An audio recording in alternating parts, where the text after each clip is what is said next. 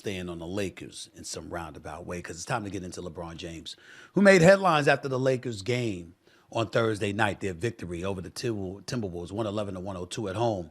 LeBron led the way with 33 points, 17 rebounds. Meanwhile, Anthony Edwards was ejected for getting his 16th technical foul and missed most of the second half, by the way. But that's not why I want to talk about LeBron.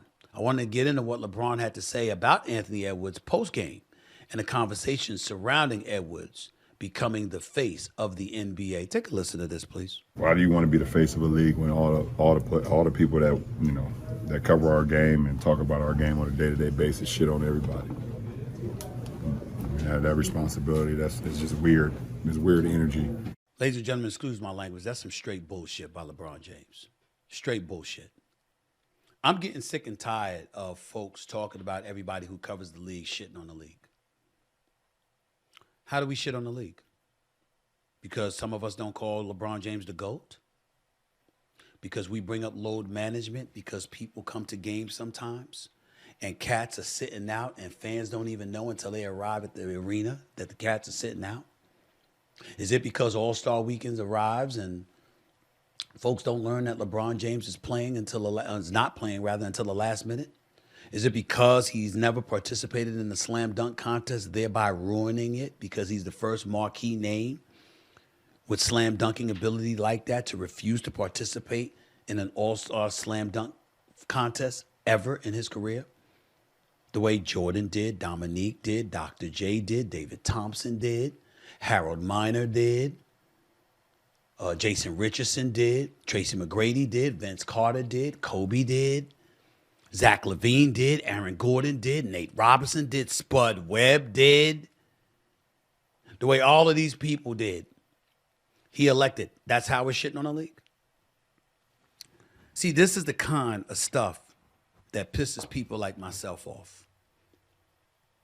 I've covered the NBA for 30 years. I'm successful in life because of the NBA and what it's done for my life. So is LeBron.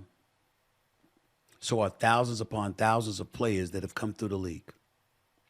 Just recently, the league signed an 11-year, $77 billion deal. Well, how'd that come about? Sponsors and advertisers. That's how. Yet somehow, some way, we're going to sit up there and say you shouldn't want to be the face of the league because folks are shitting on the league. Well, who are these folks? Let me tell you who it is. It's everybody in social media. But you see where the problem is and why I think LeBron's comments was bullshit was because he doesn't specify who he's talking about. So folks on social media who do all of this salacious nonsense get lumped in with the rest of the media, and nobody differentiates from the other. Social media ain't in the locker room. Social media doesn't ignore your personal life. Social media doesn't ignore your personal business. Social media doesn't have the class and the decorum to avoid touching on those different things because it has nothing to do with the game of basketball. That's the media. People like myself and various others. Now, to be clear and to put myself on Front Street, y'all do understand I'm under no obligation to talk about the NBA as much as I do. But I do. The league is happy with it. The network is happy with it. The fans are happy with it. Most other places don't. When you talk about folks who are covering your sport, did you know that that would happen to be some former players because they were part of the show and they were part of the ESPN network and various other networks? Former players preside over there. Current players come there. Coaches as well. League officials as well. How come we don't bring that up? How come we don't talk about those things? You see what has happened and what has transpired and what's sickening. Let me tell you the most egregious shit of it all that nobody brings up.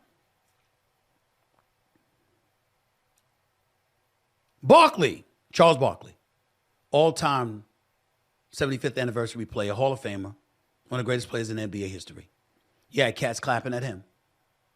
You've had some cats try to clap back at Shaq, four-time champion, arguably the most dominant force ever, clearly the most dominant force of our lifetime, beside of Wilt Chamberlain. Try to talk about him. They talk about we don't celebrate the game enough. Really? What's your definition of celebration? Last time I checked, it's talking about the game. We got to peddle you with roses when you shoot 2 for 20? Or when somebody drops 50 on you? Or when you lose games in playoff series that you're supposed to win? And here's the crime. Here's the crime. You know what else happens? LeBron James can have a bad game against KD, or KD can have a bad game against Steph Curry, or Steph Curry can have a bad game against Jalen Brunson or somebody. Oh, these dudes, they always down on the brothers. Well, who the hell were you playing against? Wasn't that a brother? You're covering the game. You're talking about competition. And if you're talking about the sport, how is that downing another black person? If Lamont Roach steps into the boxing ring and gets knocked the hell out by Gervonta Davis, and I said he got knocked the hell out by Gervonta Davis, is that me downing a brother? How come it can't be me acknowledging what Tank Davis did? What are we talking about here? The greatest of all time is Muhammad Ali. He's my idol. I know and adore and love his daughter, Layla. She's been friends with me for years. He also called Joe Frazier a gorilla. Said he was too ugly to be champion. During the immediate aftermath of the civil rights movement, if we want to get real, after Joe Frazier had extended a helping hand to help him when he was banned from boxing and denied the license to fight. America revered him, as well you should. But I'm just talking about how backwards we can be sometimes. We ignore certain things, we love others. I remember when cats were getting at me because I said O.J. Simpson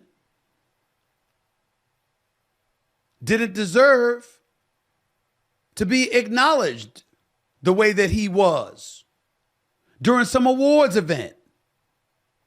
And you had cats coming after me as if I was the one that was on trial for my life for committing double murder. Time and time and time again, the most salacious, the most ridiculous, the most egregious acts associated with human beings. And I'm certainly not comparing Muhammad Ali to O.J. Simpson or anything like that. Please don't get me wrong. I'm simply making the point that it's amazing what we support and what we denigrate. LeBron James, to me, is the second greatest player in the history of basketball. You have people out there acting like I've hated on him because I have him as number 2 all time. And he co-signs with it.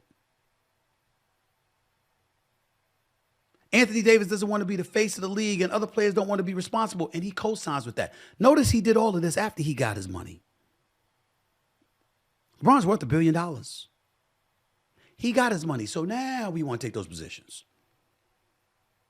Now we want to encourage people to have a kind of mentality that sifts through the industry like a virus so you can look down upon and be dismissive of and, dare I say, hate on pundits and others because you may not like what they're saying and you're encouraging them to do it now, knowing it ain't going to work for them down the line, but you don't care because you got yours. And one player after another falls for it, hook, line, and sinker. Remember when LeBron was in the bubble, he said, I got mine. Y'all don't have to side with me if y'all don't want to. I don't need this shit. I don't need it. I'm cool. Remember that? Remember when I told y'all when he took his talents to South Beach and he didn't let the owner know And he had to find out, Dan Gilbert had to find out on national television like everybody else that players were going to come back and pay a price for that because there was a collective bargaining agreement coming down the pike, and at least 7% of basketball-related income, equating to about $2 billion, was going to be snatched away from them. Remember when I said that? Remember when I talked about player movement, a la Chris Paul going to the Los Angeles Lakers and Dan Gilbert, who had nothing to do with it, writing an open letter to the owners and making it public to speak out against a trade such as this. It wasn't just that Dan Gilbert was against player movement, it's that Chris Paul and LeBron James is pretty tight godfathers to one another's children, if I remember correctly. And that was a shot that Dan Gilbert took. Remember that? Remember when the whole George Floyd thing was going on after he had been murdered by Derek Chauvin, that police officer in Minnesota? And everybody was talking about locking arms, and I was ignored when I said, bump just locking arms. You got the monetary cachet to have your own lobbyists to go up on Capitol Hill and persuade lawmakers to sign things into law to make things easier and to provoke real change. And I was ignored. I said all of these things. One thing after another ignored. But we want to sit here. And because people might have questions or point out things that they don't like, when 99% of the time, all we're doing is revering the greatness of LeBron James and how we're going to miss him when he's gone, and all he can remember is folks shitting on the NBA. Who shits on the NBA more than some of these players? It ain't the media doing that. It's the players not protecting their own brand that has made them wealthy beyond their wildest imaginations. That's what's going on. And back to LeBron, in this regard, Bronny James is somebody that I hope will make the NBA, and I believe will make the NBA someday. He's a good kid. And by all accounts, everybody loves him. And everybody's rooting for him in hopes that he makes it. And I personally believe he will. I think he will. Because he's a fast learner and he's a talent. And we saw what he's been doing in the G League. Ladies and gentlemen, the opening game of the season, Bronny James wasn't an NBA caliber player. We all knew that, and we all knew the only reason he was on the roster was because his father is LeBron James. Everyone stood back and paid homage and said, it's the least we could do for LeBron James. He deserves that. And we celebrated it, although we knew it wasn't based on merit. Everyone went along with it. The league went along with it. The Lakers went along with it. The media went along with it. Everybody. Did LeBron James mention that? Did he? We're the bad guys. And by the way, you're listening to somebody that covered the league at a time when all their personal shit was out there. We didn't touch it. And neither does today's media. Social media might, but not us. As long as you ain't in the police blotters, that's your business. Now the players got podcasts. And they talk shit about people. But the folks covering the league is the one shitting on the league. And sadly, some of y'all gonna fall for that bullshit that LeBron threw out there. Pointing the finger in every other direction but that of himself and his brethren. I'm so surprised. I'm so surprised.